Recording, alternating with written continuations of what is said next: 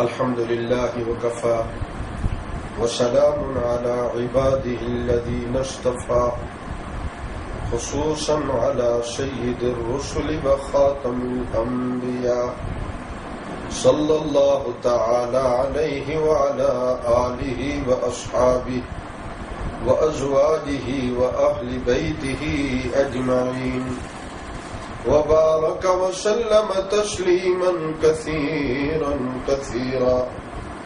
أما بعد فأعوذ بالله من الشيطان الرجيم.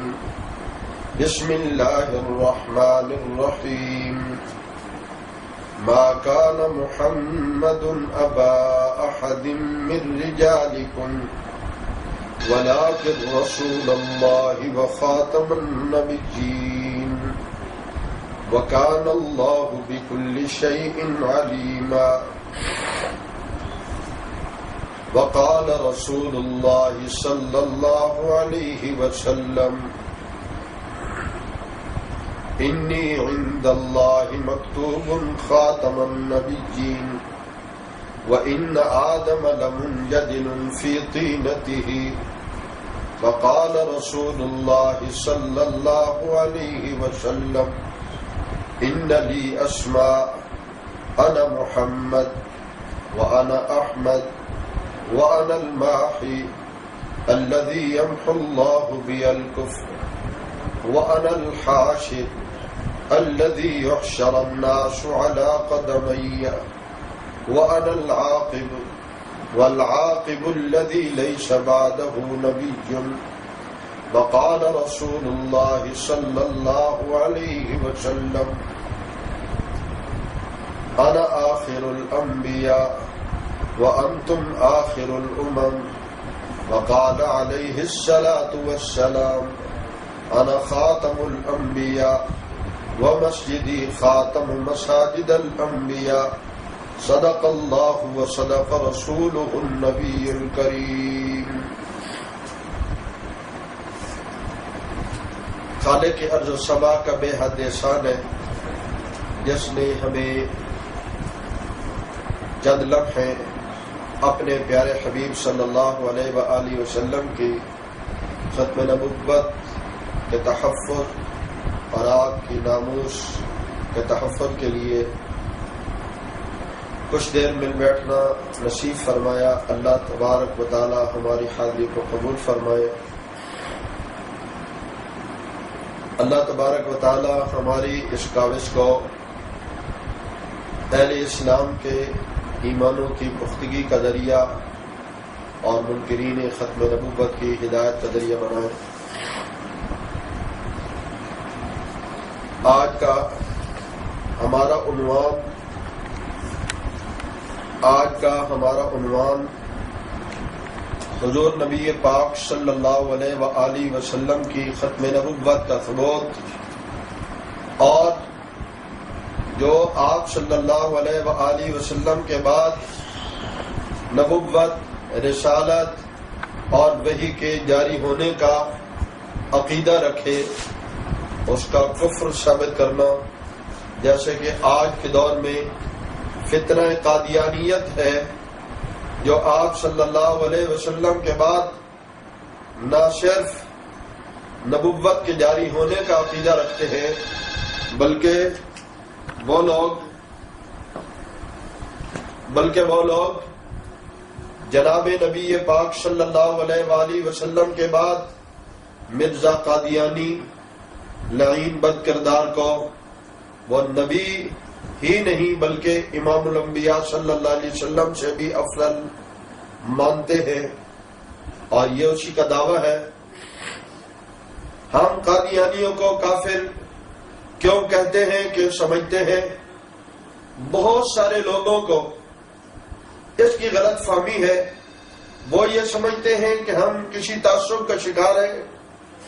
ہم محض ضد اور اناد یا قادیانی جماعت سے کوئی بغض خاص بغض کی بنیاد پر ایسا کرتے ہیں. نہیں، ایسی کوئی بات نہیں ہے. ہم وہ لوگ ہیں الحب للہ والبغض فی اللہ، محبت بھی اللہ کے لیے، دشمنی بھی اللہ کے لیے. قادیانی قادیانی سے ہماری ذاتی یا سیاسی کوئی لڑائی نہیں ہے، بلکہ ہماری ان کی لڑائی جھگڑا اور اختلاف صرف ذات خاتم الانبیاء صلی اللہ علیہ وآلہ وسلم کے حوالے سے ہے۔ قادیانی کیوں کافر ہے؟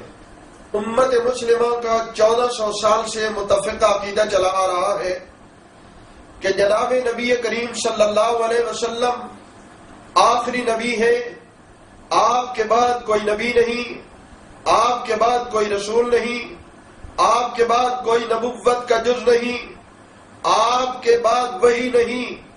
جب آپ کے بعد نبوت نہیں، رسالت نہیں، وحی نہیں، تو پھر آپ کے بعد کوئی امت بھی نہیں، کیونکہ امت وجود میں آتی ہے نظریات اور شریعت کی بنیاد پر۔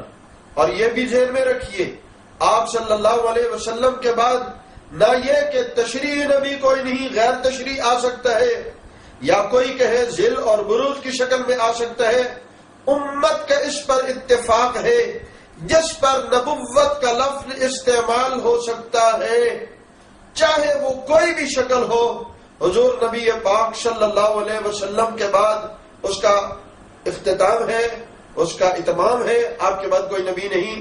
البتہ حضرت عیسیٰ علیہ السلام جو تشریف لائیں گے وہ امت کا متفقہ عقیدہ ہے۔ حضرت عیسیٰ علیہ السلام جو تشریف لائیں گے، حضرت عیسیٰ علیہ السلام کا آنا بھی آپ صلی اللہ علیہ وسلم کی رسالت، آپ کی نبوت کی تبلیغ کے لیے ہوگا، اور اس وقت بحیثیت نبی نہیں بلکہ وہ حضور کے امتی بن کے آئیں گے۔ میں ان تفصیلات میں نہیں جاتا، میں صرف اتنا عرض کرنا چاہتا ہوں، یہ امت کا متفقہ عقیدہ ہے، اس میں کبھی بھی امت میں دو رائے نہیں ہوئی۔ امت میں اور مسائل میں بہت اختلاف رہا ہے اور ہوتا بھی رہے گا، لیکن یہ مسئلہ ایسا ہے جس میں امت میں کبھی اختلاف نہیں رہا۔ اور جس کسی نے بھی خاتم النبیین صلی اللہ علیہ وآلہ وسلم کے بعد نبوت کا دعویٰ کیا یا کسی کو نبی مانا، امت نے اسے دائرہ اسلام سے خارج کر دیا، اس وقت تک اسے اسلام، اس کے مسلمان ہونے کو تسلیم نہیں کیا جب تک وہ امت کے اتباعی عقیدے کی طرف اور خاتم النبیین کا لفظ اور لفظ خاتم النبیین کے وہی مفہوم، وہی معنی، وہی مطلب، وہی تشریح، وہی تفسیر جو امت نے 1400 سال کی ہے، اسی کو ماننے کے لیے تیار نہیں ہو جاتا۔ یہی وجہ ہے کہ آج مرزا قادیانی کو مرے ہوئے بھی 102 سال ہو گئے ہیں، اس کے اعلان نبوت کو بھی 109 سال ہو گئے ہیں۔ مرزا قادیانی کی دعوت کو اگر آپ دیکھیں تو گزرتے گزرتے اس کو تقریباً 1.25 صدی ہو چکی ہے، لیکن آج تک امت نے ان کو کبھی بھی کسی جگہ پر بھی امت نے انہیں امت مسلمہ کا حصہ تسلیم نہیں کیا۔ یہ ہماری بات نہیں ہے، پوری دنیا کی بات ہے، اور انہوں نے ہر جگہ کوشش کی۔ آج بھی قادیانی اسی جگہ پر ہیں جہاں مرزا قادیانی کو نبی ماننے کی وجہ سے امت نے انہیں کافر کہا، آج بھی امت انہیں اسی طرح کافر کہتی ہے۔ میں اس کے اسباب بتاتا ہوں۔ پہلی بات تو یہ ہے کہ جب رسول اللہ صلی اللہ علیہ وآلہ وسلم نے صاف صاف کہہ دیا انا خاتم النبیین لا نبی بعدی، میں آخری نبی ہوں، میرے بعد کوئی نبی نہیں۔ آپ نے فرمایا انا آخر الانبیاء وانتم آخر الامم، میں آخری نبی ہوں، تم آخری امت ہو۔ آپ صلی اللہ علیہ وسلم نے یہ فرمایا انا خاتم الانبیاء ومسجدی خاتم مساجد الانبیاء، میں نبیوں کے لیے خاتم ہوں اور میری مسجد نبیوں کی مسجد کے لیے خاتم ہے۔ اور میں کہا کرتا ہوں رسول اللہ صلی اللہ علیہ وآلہ وسلم کے اس ارشاد پاک کے ایک حصے کو اللہ نے عجیب انداز میں ثابت کیا۔ آج تک بہت سارے لوگوں نے نبوت کا دعویٰ کیا، مسجدیں بھی بنائی، لیکن آج تک کسی نے اپنی مسجد کا نام مسجد نبی نہیں رکھا۔ اللہ کی شان ہے، مرزا قادیانی کی ذریت نے بھی مسجد بنائی ہے، کسی کا نام مسجد اقصی رکھ دی، کسی کا کوئی رکھ دیا۔ اللہ نے انہیں مسجد، اب جھوٹے نبی کی جو مسجد کے نام پہ اس نے کوئی بنائی ہے، اسے مسجد نبی رکھنے کی اللہ نے جرات ہی نہیں کی۔ اللہ نے اسے حوصلہ ہی نہیں دیا کہ وہ اس کا نام مسجد نبوی رکھے۔ تو میں عرض کر رہا تھا، جب امام الانبیاء صلی اللہ علیہ وآلہ وسلم اپنی زبان مبارک سے 200 سے زائد احادیث سے ثابت ہے کہ آپ کے بعد نبوت نہیں ہے، 100 سے زائد آیات سے یہ بات عیاں اور واضح ہے، اور امت اس کی آج تک وہی تفسیر کر رہی ہے کہ آپ کے بعد کوئی نبی نہیں۔ قادیانیوں نے، مرزا قادیانی نے تلبیس کرتے ہوئے اپنی نبوت کا ثبوت کیا ہے قرآنی چند آیات سے، تو چونکہ قرآن مجید کی نص شرعی کا منکر ہوا، اس لیے قادیانی بھی کافر ہو گیا اور اس کو ماننے والے بھی کافر ہو گئے۔ اس وقت تک کافر رہیں گے جب تک قرآن کی نص شرعی کو اس کے کچھ انداز سے نہیں مانتے جس انداز سے صحابہ کرام علیہ رضوان نے مانا، تابعین نے مانا، تبع تابعین نے مانا، اور امت کے 1400 سال کے، جن کو قادیانی بھی کہتے ہیں، انہوں نے 14 صدیوں کے مجدد لکھے ہیں، 14 صدیوں کے تمام مجددین نے خاتم النبیین اور ختم نبوت کو وہی مفہوم بتایا ہے جو ہم بتاتے ہیں۔ مرزا قادیانی اور اس کی ذریت نے جو مفہوم بتایا ہے وہ کہیں سے ثابت نہیں ہے۔ اس لیے متفقہ عقیدہ جو ہمارا امام الانبیاء صلی اللہ علیہ وسلم کے ختم نبوت کے حوالے سے ہے، اس کے وہ منکر ہیں۔ اس لیے قادیانی امت کا اجماع ہے اس پر کہ وہ کافر ہے۔ دوسری بات، قرآن مجید میں 19 سے زائد مقام پر اللہ تبارک و تعالی نے وحی پر ایمان لانے کا ذکر فرمایا ہے، اور قرآن نے 2 وحیوں کا ذکر کیا، جہاں بھی فرمایا وما انزل الیک وما انزل من قبلک، آپ پر جو وحی اتری، جو آپ سے پہلے اتری ہے، اس پر ایمان لانا ضروری ہے۔